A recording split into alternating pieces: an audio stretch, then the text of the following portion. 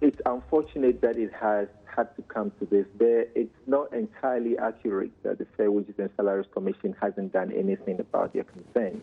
A number of them were brought to us. We have worked and accepted most of them, and we're left with just a couple of them that we believe will not be consistent with the policy. In any case, the agreements that you're talking about were just recommendations. I'm sure they've mentioned some from a ministerial committee, something from Chief of Staff's office, etc. They are just recommendations. And it's up to us at the Fair Wages and Salaries Commission to ensure that those recommendations are consistent with the policy. At the moment we shift it or apply anything that is not consistent with the policy, it will affect other areas of the structure. Okay, Mr. Ankra, just one thing to add. You've mentioned that you have been dealing with their issues for a while now. Some of them you've dealt with. There are a couple more. How many have you dealt with? Well, there were concerns with their grading structure, and there were parts that we adjusted. There were concerns with other parts of their position on the structure, which we dealt with, and they themselves will confirm that. In fact, the last time we met at the National Labour Commission, the representatives of GOSPA themselves said there have been tremendous improvements with in their negotiations with Fair Wages and Salaries Commission. Okay, those are the ones you've mentioned. How about the interim market premium? That's one of the first things they mentioned as one of the things you have not fixed. Why has it become difficult for you to do it? A good one. The thing about the interim market premium is it is not true. I mean, GOSPA will have to be very fair with us. It is not true that they are not enjoying interim market premium.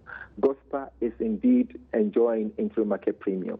Their problem there is they want to be given the same premium as another group, which is also on the single spine pay policy, and it doesn't work like that. So they are not talking about on the same level to get the same amount, and not the disparity they're seeing. This is the thing. They gave us the figures. Now, the way we compute the interim market premium is consistent with the number of additional duty hours. You know, they were enjoying additional duty hours allowances. Before you get interim market premium, you should be able to indicate what premium you were enjoying prior to your coming onto the single spine. And they were enjoying additional duty hours, and they computed the number of hours, and we used that to set what they earn in terms of interim market premium. But at the moment, they are not looking into what is in their plate before them. They are looking into somebody else's plate to push to get what they are looking for. Isn't it also because what's on their plate is not enough, and that's why they're asking for more? Well, it's about additional duty hours per what they, we don't work in the health services. We work with the figures they bring to us. And so it's the number of hours, and that was how it was computed, and we arrived at the figure. And as at then, they did not have an issue with it. In any case, government white paper has been issued in connection with how we apply market premium and how we manage interim market premium. And it is clear in there that straight after the institution of the government white paper, all negotiations on interim market premiums ceased. So at the moment, there is nothing we can do. And this is not a decision of Fair Wages and Salaries Commission. This is a directive from government, and it's on the white paper, which is entirely quotable. So it means that as GOSPA continues with this action and with their demands, there is no way you will meet them at their point of demand? That sounds a bit harsh, but the thing is, if we had the opportunity to do so, we could. But how it is applied on the single spine. For instance, just imagine if let me use a pidgin word, if we lose guard and say, okay, well, we don't want GOSPA to go on, to extend their strike, so let's give them what they want. You could just imagine what will happen from other sectors, because other sectors will want to push for more, but the thing is, there is a line, there's a drawn line as to how far we can go when we are implementing this. But Mr. Ankra, are you also considering the ones that are suffering here? Yes, it may be a push and pull between GOSPA, Fair Wages, and government, but the ones that are suffering are those who walk to the pharmacies in dire need of the drugs. How about them? How do you equate them in this whole scenario? It is so sad that the taxpayer will have to suffer as a result of this. First of all, let's remember, according to the Labour Act, and this is not Fair Wages and Salaries Commission speaking, the Labour Act says essential services are not supposed to go on strike. GOSPA are essential services, and they are on strike. The Labour Act does not give conditions at all. It says essential services. The Labour Act actually directs that within a number of days, their issues must be addressed. And I'm sure they will advance. It's been 6 years, not 3 days.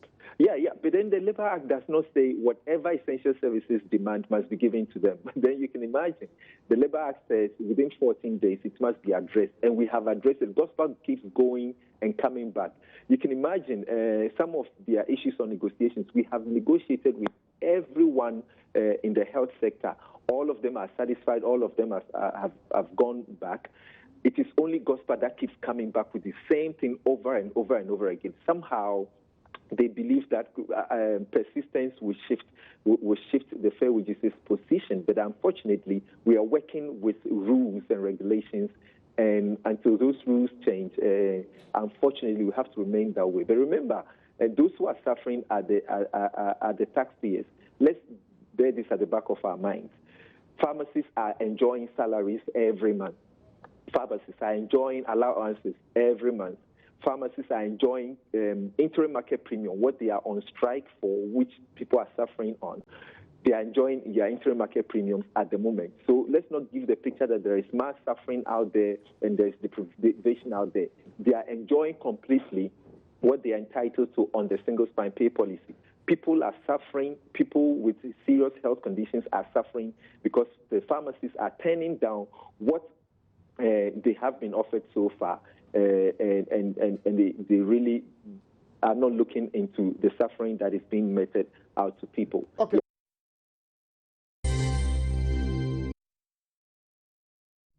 You're welcome back. You just heard the PRO of the Salaries and Fair Wages Commission, Mr. L. Ankra.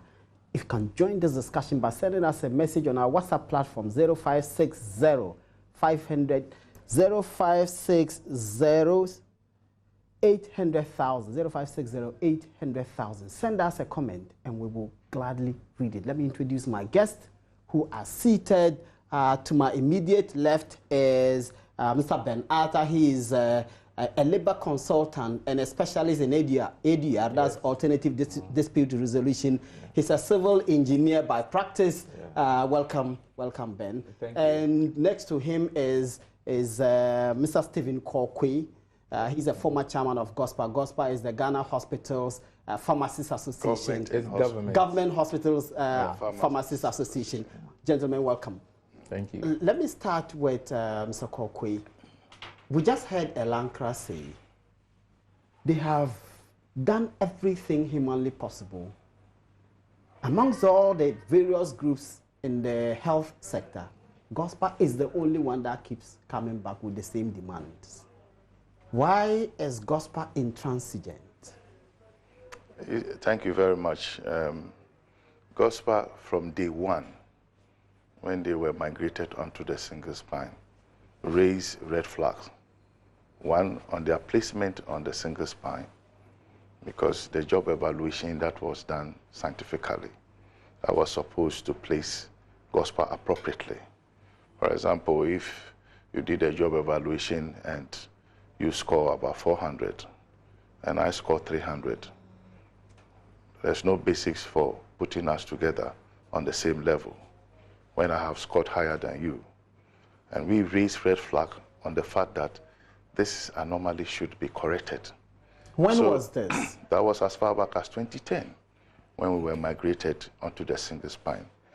The same issue, we also raised red flag on the interim market premium, which was actually brought in because of the fact that when we were on the health service salary structure, when we were migrated onto the single spine, there was a gap between what we have. Can you break down when you say interim market premium? Yeah, I'm just want to explain. Because I wanted to know what that means. I just wanted to explain to you what the interim market premium came in. Great. Now, when we were migrated from the health service salary structure, before we went to the single spine, they realized that there was a gap. Now, for example, pharmacists, I'm just giving an example, pharmacists were receiving 400 Ghana cedis. And then when they were migrated onto the spine, on that level, they realized that that level was 200. Now, the right thing to do was to do give what we call the convention difference. Now, that was not done. What was done was that because the HSSS, that's the health sector salary structure, there was a component of additional duty hours. They computed the additional duty hours and then factor in. Now, we realized that the additional duty hours that were factored for the gospel, fall short of the additional duty hours that we were receiving then. So we raised red flag. We said that, look, if you are going to use what you have, because what you have was only for the weekdays, there was no night, there was no weekends, there was no public holidays, and you use that one, definitely there will be a shortfall. So we brought, at that particular time, when the decision was going to be taken, we brought at that time the real factored, we look at the district levels where people work 24 hours, one-man station. We brought the ones in the district, the regional hospitals. We brought everything, but Fair Wages didn't use that particular competition. What explanation did they give you for that? Well, the explanation is that when we, at the time that we brought it, they have already done the competition. But at that time, it has not been effected. So if we have brought that rare computation, that really shows the extra hours that has been done. Meanwhile, you should know that this thing didn't start from today. The extra duty hours was done by Game and Co. during the time we have the extra duty hours. Okay. And so we know exactly on State Game. Yes. And so we know the extra duty hours that we were then collecting at that time, vis-a-vis other health professionals. So when it was committed, we realized that there was a fall short. And we raised red flag as far back as 2010. But we didn't hit to that particular call. So we have to go back and forth. And finally, we landed at the National Labour Commission. The National An adjudicating body. Exactly. I want you to hold that thought for me so that I'll come back to Ben. And Ben, you have been monitoring this. Yeah. As you are the one who resolved the dispute. Where do you see this going? Normally, you use the term intransigence, but there are basic issues that we need to address. It's a trend since 2013 that public sector strikes are on the rise, and I see it as contributing to the losses that the country continues to incur for having lengthy strikes unresolved. Of course, we have issues that we need to look at as a nation. There are structural issues. For example, what he's been saying that since 2010, there are structural issues to it. When I talk about structural issues, for example, the channels of communication by our industrial relations system is not the best. How? So what do you mean? When I talk about the channels of communication, what at the workplace, when I talk about the workplace, I'm referring to GOSPA and the Ghana Health Service. These are that's the employee, and the direct employer is Ghana Health Service. But you see, they have to deal with Ghana Health Service, they have to deal with the ministry, they must also deal with Fair Wages and Salaries Commission, as well as deal with Public Services Commission. There are multiple channels that you need to go through. And usually, if you are not able to go through all these channels successfully, workers tend to get frustrated. But even though the labor law does not permit people working in the essential services sector to embark on strike, they seem to have no way out. And it looks as if government from time to time have been using some of these clauses as a channel to constrict them. So there are issues to deal with. Of course, they are responding to economic issues and economic policies. Don't forget that industrial relations is just a subset of the economic system. So they are basically responding to that. Again, we have also found out that there's a favorable atmosphere for strike. I'm still educating us on the way forward, that if we want to really tackle the rampant strikes that we witness, there's a need to also look at the favorable atmosphere. When I talk about favorable atmosphere, the regime, the democratic principles that we have adhered to, workers' participation in decision-making and freedom of speech and the rest, we have to define it very, very, very well. What are the responsibilities of a worker when there are disputes? These things are defined very well, but the mechanisms for which we need to go through to get the matters resolved, in my candid opinion as a professional, they are unpragmatic. In the essential services sector, if you begin to have a dispute with your employer, the law says that within a matter of 24 hours, it has to be reported. Within a matter of 3 days, you have to go through negotiation and get the matter resolved. But you and I know that in the public sector, you are unable to put up a team for negotiation within 3 days. What it takes to get the sector minister's attention, what it takes if it's Kolebu to get the CEO's attention, is not a matter of 3 days. The bureaucracies in there goes beyond the 3 days. Apart from that, the National Labour Commission itself, excuse my language, does its best, but logistically is constrained.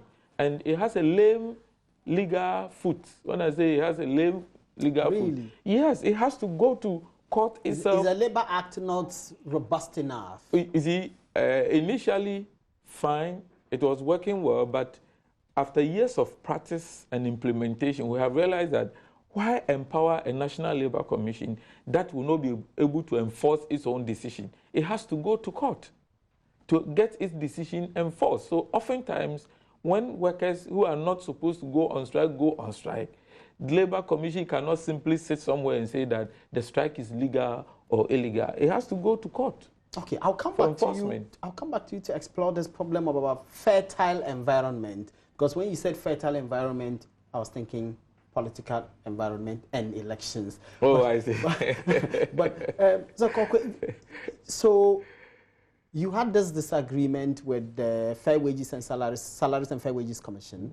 So you decided to go to the Labour Commission. Yeah, we decided to go to the Labour Commission because as the law for the Fair Wages and Salary Commission says that after any negotiation, there's a dispute, you need to go to the Grievances Review Committee of the Fair Wages and Salary Commission. And if there's no agreement, we go to the board of the Fair Wages and Salary Commission. At that time, the board was not constituted. The Grievance Review Committee was also not constituted. So the next place to go from the board, you go to the National Labour Commission.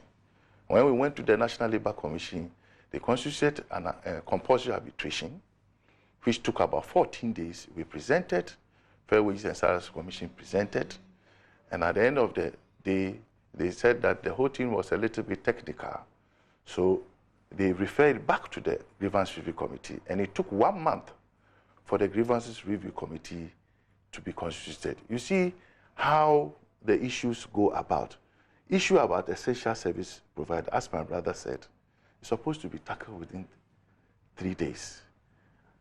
If there's no agreement within 24 hours, a compulsory arbitration has to have a definite decision on that. But that was referred to the Grievance Review Committee. And that Grievance Review Committee hurriedly did a job which was not satisfactory. We have to end up back to the National Labour Commission.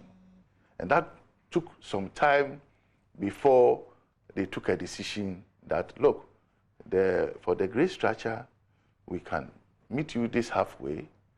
The entry point now will be moved for a particular level. And so our expectation was that because the Fair Wages and Salary Commission, during their migration, they only look at the entry point scores, and then the other grades were cascaded. So once the particular grade has been moved, we're expecting the other grades to be cascaded. To move exactly. Move correspondingly. That was not done. And so we have to go back and forth, and finally, National Labour Commission upheld our position and then said that it should be cascaded. That was as far back as 2013, January. It has not been complied with. National Labour Commission have not enforced that ruling. And we keep going back and forth. And as he said, National Labour Commission has a directive, it has a decision, and it has not enforced that decision. Now, with the Can you not go to court to enforce that? Or can the National Labour Commission itself not go to court to seek to enforce this? Or because this will be going against another statutory body, their hands are tied. You see, can I help? Yes. The National Labour Commission is mandated that at the end of the day, when it has come out with a decision and the parties are not respecting it, it has to be enforced from the court, the High Court. Then anyone who disagrees with it needs to appeal it at the appeals court. So that is the way it is. But the problem we're having, in our industrial relations setup is that sometimes the National Labour Commission itself sits and works as if it's a court, though it's a quasi court when it comes to compulsory arbitration. But sometimes it works as a court. And putting the essential services sector people aside, generally the other group of people see it as a court. So if you are a quasi court or a kind of a court who at the end of the day is capable of giving me a mediator and helping me to mediate in the case, and if it is unsuccessful, the same body has the opportunity to go to court against us, then we will not be able to open up all our details. So most people prefer to go to court directly, knowing that even if National Labour Commission comes out with a decision, it still must go to court. That's the problem we have. Sorry for cutting in. Yes. So, what I'm saying is that we have gone to court before on issue about convention difference. And National Labour Commission at that time took a decision on the convention difference. Their enforcement, we have to drag them along. They didn't come with the necessary documents to support their decision. And so at the court, they didn't present themselves well, and we lost at the court. A decision that has been taken. Your view is that the National Labour Commission didn't defend its own decision well in court. Exactly. Why do you think that was the case? Well, that is something that sometimes, and it's really, really dealt to us because we thought that the migration could make us a little better off. It make us worse off. Our salary was in the negatives. Our pension was reduced drastically. And as I speak to you now, it has affected almost every sector of the pharmaceutical sector. It's unprecedented. It has never happened in the annals of pharmacy before. And I can give you an example. Before our migration onto the single spine, pharmacists in Togo were receiving twice as what we were receiving. They were receiving twice as less as we were receiving. Now, pharmacists in Togo are receiving twice as what we are receiving. That shows how bad the situation is. And a lot of our members have left to the private sector. Why is this argument not convincing? Why don't the authorities find your argument convincing? That is, you see, we have had a situation where government realized that, look, let me bring an oversight responsibility. So they put up a cabinet subcommittee. We didn't request for that during one of our strike actions. In fact, we were reluctant to come to that particular committee. But we said, okay, if that committee was going to be fair and see the issues well, we would then present. So we were there. Fair Wages and Salary Commission came there. National Labour Commission, Ministry of Health was there. They all presented. At the end of the day, they make a recommendation. And that recommendation upheld the same situation, findings that what did they call it? The National Labour Commission said. The earlier ruling that the National Labour Commission, which they didn't defend well in court. So the issue is that if National Labour Commission have upheld that decision, why the government now decided that, look, enough is enough. Let us implement this decision on the grade structure and the placement on the single spine. There was an issue too about the interim market premium, which they also realized there's a disparity, a big disparity between pharmacists who are working in the Ghana Health Service and the Ministry of Health, and pharmacists who are working in the university hospitals. Whilst pharmacists in the, what did they call it, in the Ghana Health Service and the Ministry of Health were receiving 58%, those of their colleagues in the university hospitals were receiving 114%. And they said, no, this disparity should be abolished so that we will have a parity about the 114%.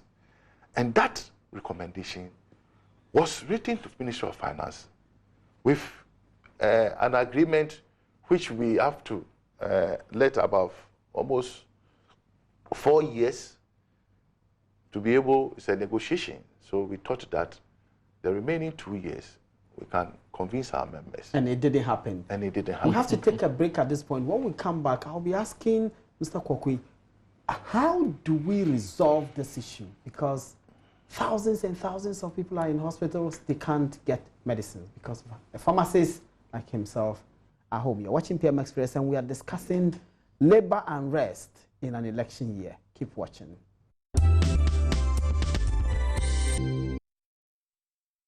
Come back, we are discussing labor unrest, looking specifically at matters concerning the strike called by pharmacists across government hospitals across the country. Sakokwe, so a subcommittee of cabinet, and cabinet means that's the highest level of government. Exactly. Met with you with the National Labour Commission, with the Fair Wages and Salaries Ministry Commission, of Health, and your arguments were upheld, or the National Labour Commission's ruling on your case was upheld. And I imagine that you were happy with the ruling. Definitely, because we have all along proved all the committees that we have presented our case. Because you see, the case is so factual. It has a lot of weight. So anytime we present it, everybody sees. And so at the finance ministry level, so why were the recommendations not enforced? I think that question will be right before the bigger employer, that is the government.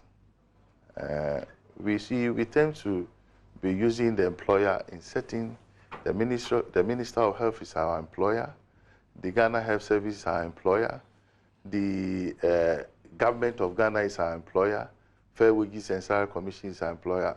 At a point, and in fact, the Minister of Employment and Labor Relations also becomes an employer, a Minister of Finance. So you see, at a point in time, you don't know who actually takes the decisions. And at a point in time, we also realize that, look, if it is an institution of state that have taken a decision and government have had an oversight responsibility, because the question sometimes you ask, if certain things are not implemented by National Labour Commission, who then acts? Because at a point in time, we are essential service providers, and our strike or our industrial action should be for a particular short period. It has taken 3 years. So did they write to you to give you any explanation as to why the Ministry of Finance was not going to act in accordance with this agreement? No correspondence. What we rather had a letter that our issue has been forwarded for Ministry of Finance to implement. Since that time, the implementation never came. The implementation never came. Is the National Labour Commission in such a moribund state that it is unable to help employees? Your question speaks to probably whether we need to reconstitute, revitalize, or whatever. But basically, what my big brother has been saying is that he's been talking about relative deprivation. That relatively, in comparison with another group of people, they are being deprived. Aside that, we are also speaking to the labor dispute system. I just want to put these things in perspective. If you look at the positioning of the National Labour Commission, Ghana is operating a tripartite system where we have the employer, we have the employee, and we have government. Now, government's responsibility in this relationship is a dual responsibility. Just to explain the point, government is both an employer in this case and also a regulator. So if you look at sometimes the conflict of interest of being an employer and a regulator at the same time, that accounts for what I earlier gave. But the National Labour Commission is not government. No, I'm coming. I'm developing a point that accounts for what I had earlier given to us, that the multiple channels of communication, it doesn't make the communication and the interactions too simple for workers in this country. And he alluded to the fact that as he sits here as an employee, he does not really know whether it is the Fair Wages and Salaries Commission that is the employer, whether it's Ministry of Health, Health Service, Ministry of Finance, employers, a Ministry of Employment and Labor Relations. The confusion here has also come to the, more or less, to the front of the National Labour Commission. Is this confusion not imaginary? No, it is not. It is real. And he is a real person here relating a real issue here to us. The difficulty that we have had with National Labour Commission in trying to get dispute resolved is that, number one, workers in the public sector, to a very large extent, have lost confidence in the National Labour Commission. Why you agree with they me? They have lost confidence. Why? And our research let me ask him why he exactly, because he agrees some of the decisions and rulings have not been implemented and have not been enforced. Because if you have given a directive and you have given a decision, you should make sure that it is enforced. Why should you wait for another industrial action for you to call the association that, look, you are not supposed to go on strike? When on several occasions we have actually gone on strike and come back to the negotiation table because National Labour Commission have intervened on 4 painful occasions. Why do you think this has become the state of affairs, that employees will lose confidence in a body which actually adjudicated their matter and gave a ruling that was favorable to them? Let me give us 3 key issues without indicting any person in particular. You had liberty to indict. Number one, the formation of the National Labour Commission itself. Initially, the intentions very good and the rest. But looking at the amount of work that they have to do is not only with the public sector, with the private sector as well. They are handling dispute and the rest. They are not resourced adequately. As I speak with you, I cannot find more than 3 offices of National Labour Commission in Ghana. Wow. Across the country? Yes, across the country. Solely in Accra. And recently they were trying to put up another office in the Western region, Takoradi to be precise. So it tells you that if you have an issue in Tamale Hospital or Komfo-Anokye Hospital, are you then coming here to come and lodge and get the matter resolved? So these are challenges logistically. When it comes let me explore that point about... If I may add one, so that when you're exploring, you'll be able to put together, because they are in tandem. The other issue, which is a major crack in their power, is that the commissioners are part-time workers. And really? They are part-time workers, and it is not good. The commission members of the National Labour Commission? They are part-time workers, and the labor law says that their allowances, number one, they are part-time workers, and their allowances, sometimes unpaid for 2, 3, 4 months, must be determined by the sector minister. And workers by and by have seen that though they have a representation on the National Labour Commission, but sometimes governments lacking power to interfere and manipulate the National Labour Commission, it's unbearable. That's why, to a very large extent, they are losing confidence in the National Labour Commission. Did we set up an institution that would fail right from day one? No, not at all. But you see, we have implemented the Labour Act 2003, that is Act 651, for close to 13 years. And definitely, these are some of the issues that we think that it must receive some kind of amendment. You see, we have a whole host of issues we could discuss, but probably the platform, the time is too short. I want the National Labour Commission, apart from adjudicating industrial relations such as this one, what else does it do? There is one key, I like your question because it speaks to their function and foundation. There's one thing that the National Labour Commission seems to have ignored entirely. That is to promote labor management cooperation at the workplace. What it means is that for an employee to meet an employer to meet and discuss the issues, it does not have to be when they have conflict. They must have even a committee at the workplace where every matter can be discussed. You see, our 1992 Constitution gives a worker the opportunity to participate in decision making at the workplace. Unlike the colonial days where the boss is sitting somewhere and the worker is sitting somewhere, it is participatory. It is like a marriage. The two must work together for the business to move forward. But unfortunately, it looks as if we are practicing what has been bequeathed to us. We need the National Labour Commission to go back to the basis. And it is about 70% of its work. But unfortunately, if you have scrutinized their budgets, I can tell you that they hardly do it. They also have the power to go to the workplaces to ensure that the rights of workers and employers are being respected. But that again is not done. That's so just if I may land, if all these things are being done, I'm telling you, before these people will strive for people to die for lack of medicine, all the signals would have been picked. The bottlenecks will be addressed adequately. It's sad. It's sad. You can see from my face because friends of mine have been victims to these strikes. We want investment in this country.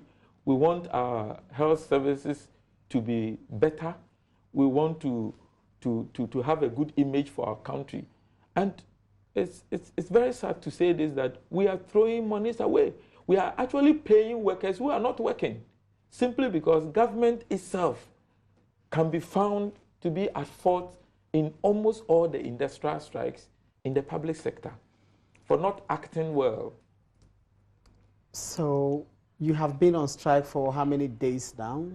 Yeah, today is the 10th day. 10th day. Yeah. And you had threatened that if by the 10th day nothing is done, you are going to withdraw essential services as well. Have you done that? Yeah, this essential service will be withdrawn effective tomorrow. In fact, so you're actually carrying out the threat? In fact, we are still considering what we call critical emergencies. For minimal maintenance. For minimal maintenance. What does that mean? Critical emergencies are emergencies that within medicine, within the shortest possible time, the patient might pop off, might die. So we are considering that one because of the fact that our work is important. We are not fighting the general public. We are there to push up a case. Unfortunately, our action has caused a lot of problem. What is the effect of this strike? The effect of this strike? Yeah. The effect of this strike are very numerous. Now, I want this particular one. What is its effect? You see, pharmacists, the role that they play in medicines is very, very crucial. The medicine that you see out there, when you come to the hospital and a prescription is written for you, and you take the prescription to the pharmacy, a lot of things are done there by the experts who have a highly skilled knowledge in medicine. And that implies that he have to look at your disease condition, whether that medicine is appropriate. You have to look at the medicines that has been written, whether there is some amount of interreactions between them. You have to look at the doses. And then you have to look at how you have to take the medicine effectively. So these are just a few of the things that have to go through. Now, if the pharmacist is not there, and anybody else, because we have had signals from Reach Hospital that non-pharmacists, people who have 3 months training, are dishing out medicines. That is very dangerous. See, medicine can cure. But it can kill too. It can kill or can give a lot of harm. So yes, You can go there, you'll be given the medicine by somebody who is not an expert in medicine. And then later on, when something happens, who are you going to blame?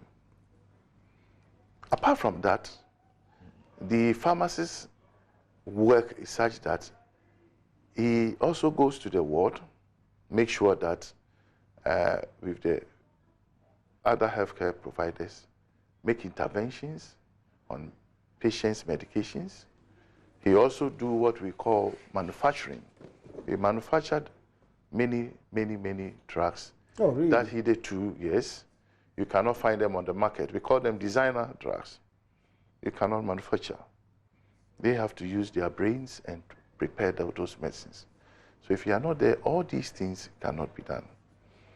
Mr. Elankra, before I come to you, argues that you are essentially where you are because you are comparing yourselves to another category of people within the health sector. Is that true?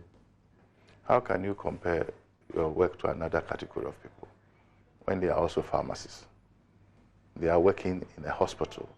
The only difference is that they are working in a university hospital, and we are working... Like the Kolebu Teaching Hospital? No. Or that's not? No. They are working in a university.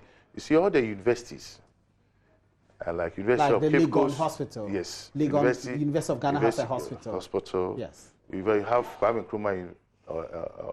Nkrumah University of Ghana, they have a hospital. Okay, that's... So the pharmacist there actually works even within a period of 8 to 5. Now, those of us who work I work in Kolebu, we work 24 hours, around the clock, nights, weekends, public holidays. And you are saying that the tenets of the single spine is work of equal value, attract equal pay. So how come you are giving somebody at a university hospital pharmacist 114%, and you give somebody and you say that they are at a different pay? Is it that they are doing something else apart from just the administering of medicines? What else? We are talking about a tertiary institution like Kolebu Teaching Hospital, a specialized institution. We will be doing more, and even in a specialized area. So if what we are saying is something to go by, then we should be supposed to receive more than what they are receiving. But what we are saying is that, look, we want this disparity to end because of the fact of the matter that when you were computing the additional duty hours, you didn't compute it well. That is why we were getting 58% and they were getting 114%. Ben, are we at a dead end that we have a National Labour Commission which is not properly constituted, or whose structure lends and itself resources to a failure, and which is under-resourced, and which even when it gives rulings, it cannot enforce? Are we at a dead end? No, we are not. We are not at all. But let me take this opportunity and make a recommendation and try to visit the impact. There's one thing that we have not paid much attention to, that we want to become an upper middle income country by 2020. With all our economic policies and promises and what have you, if we don't have our industrial relations right and the structural institutions right, I'm telling you, we will not go forward. Now, coming back to your question, the issue that we have is that until and when we have reformed, reconstituted, and empowered the National Labour Commission with resources and legal power to act, I'm telling you, we will continue to experience this trend.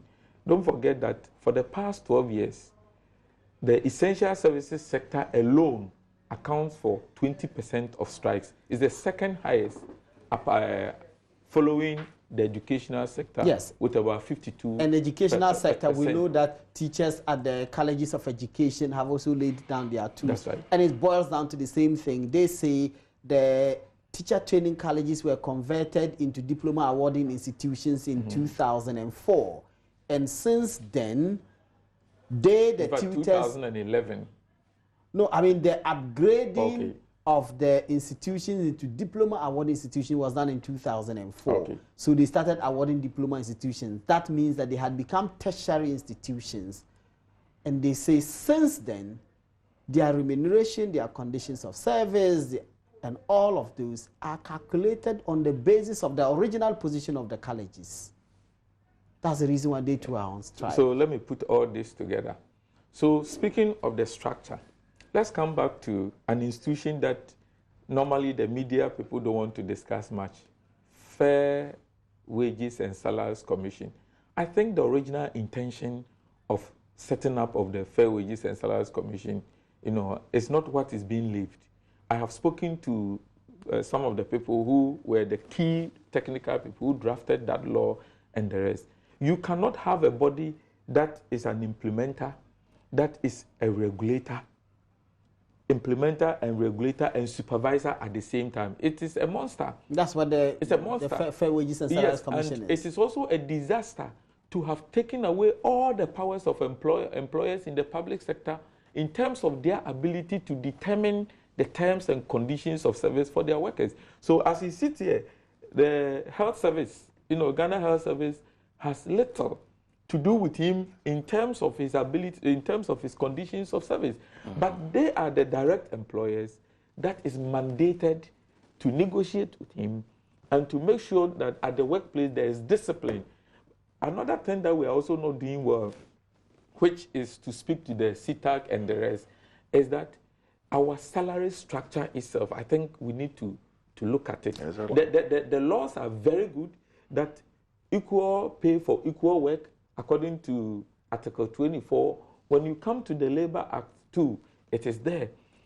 The principles are that you will not be able to pay any amount of money or benefit to anybody without matching it to productivity. That's why he can confidently tell all of us that he is looking at those who are working in other institutions with similar background and that they should be paid equal. But I'm telling you, it is not a fair thing to say that we are paying people based on qualification and just the environment. I thought they said equal pay for equal work, not qualification. That's it. So what it means is that we have to go back to the basis where when we are paying an individual, you look at the individual's performance. I can understand the bottlenecks with the SSSS, that's the single spine salary structure. You see, the initial placement on it is by job evaluation. That has been done. Yes. But after you have been placed on it, your continuous stay on it is by performance evaluation. Period. But this is not a country where we respect performance evaluation. Is it even done? I have to read a few comments sent by some of our viewers, and then we can continue with this discussion. This one, some labor unions, especially CTAG, think they can hold government to ransom on their migration issues because we are in an election year. They have been meeting with the Ministry of Education on their issues, yet painted a picture that suggested that they had been ignored for 4 years. I pray an amicable solution is found to all the issues. God bless Ghana. Amen. Kubaji. This man, virtually every single show, he will send a message. The inequity or disparity amongst public sector pharmacists makes no sense because Kolebu Hospital will never refer clients to Legon Hospital. Why then should their market premium and entry point on the single spine be more than that of Kolebu pharmacists? Napo. This is Napo Jukunu. And the person is raising the point that you were raising. That the reverse is the case. Yes. When people go to Legon Hospital and they have complicated issues, they are referred to Kolebu. And that's where we have highly specialized pharmacists. And now the pharmacists at Kolebu are paid less than those at Legon Hospital. Is that what you're saying? Malik, let me intervene here. You see, if we are using the term fair and realistic wages in accordance with Article 36, Clause 2, and again, we are looking at the act that established the Fair Wages and Salaries Commission, definitely we don't have to do that comparison. You can have somebody working at East Legon,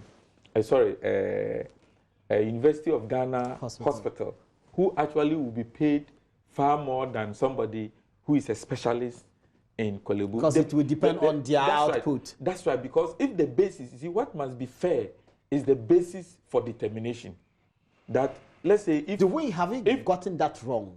That's all that I wanted to say, that the basis for motivation in the public sector and for payment, we are not implementing it well. The laws are there, but the way in which we implement it is wrong. For example, what stops us from having an hourly basis, kind of salary, where you know that if you put in an hour, you are entitled to this, because he can work 16 hours, but somebody with equal qualification and experience can also work 12 hours. But at the end of the month, I don't expect them to have the same pay.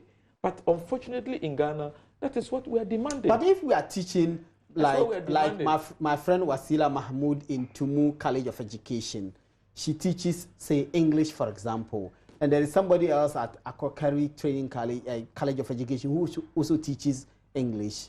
The payment should be the same. No, you can have the basic structure being the same, but how many people is the other teaching? What are the facilities? You see, when you are doing job evaluation, it's not just your qualification and years of experience. We are talking about risk. What is the risk of the person in Tumu as opposed to the risk of the person in Kumasi? So was this assessment done? Was it factored in the decision as to how much or where to place you? You see, like I said, the job evaluation look at several factors. Risk, financial, what do they call it? Your knowledge base and everything. We are not even talking about that, because even at the university hospital, their placement is higher than the one in some of the pharmacists in the teaching hospital. But the issue is about the interim market premium, which is looking at your extra duty hours. Okay. And we are saying that's the sticking point. That is the sticking point. So this one works from 8 to 5, and you say 114%. This one works around the clock and weekends, and you said 58%. Ruby Nyaho says, is government aware of the serious implication that a strike causes before always waiting for the strike action to occur before doing what is expected to be done? If lives are lost or students fail their exams, etc., due to the strike, can the government reverse all of these effects? God is watching. We don't have too much time. Okay. I have just barely 2 minutes. I'll split it between. I just wanted to address the issue of the market premium. You see, I have gone back to the basis that the way we do our payment structure itself must be looked at again. Market premiums are not forms of allowances. So, for example, what he's talking of could be tackled under categories 2 or 3 allowances, especially category 2 allowances. When you talk about market premium, it's the prerogative of an employer. It's even not negotiable. It's a prerogative of an employer to say that even among the pharmacists, there is 1 or 2 major skills that is in danger in Ghana. So apart from all that you deserve, the employer uses his or her discretion to say that, Malik, I am adding 2 cedis to your pay so that others who are not attracted to our system will be attracted. But you see, the fault here is that they have made it a type of allowance. And that is why people are demanding and wanting to negotiate in it. You see, I just wanted to clarify this issue about market premium. You see, the white paper now about market premium is talking about what he's talking about now. Critical skills that are in short supply.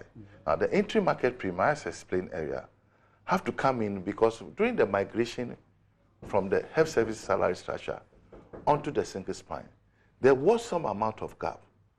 And instead of giving the convention difference, because that's what the law said, that was replaced by the entry market premium. Okay, I think that's where we will leave it. We have run out of time. Thank you, Mr. Koki. Thank you, Ben Arthur, both gentlemen, for joining us on this discussion. God willing, tomorrow we will bring you another exciting discussion on PM Express. Until then, my name is Malik Abbas Dabu. Bye-bye.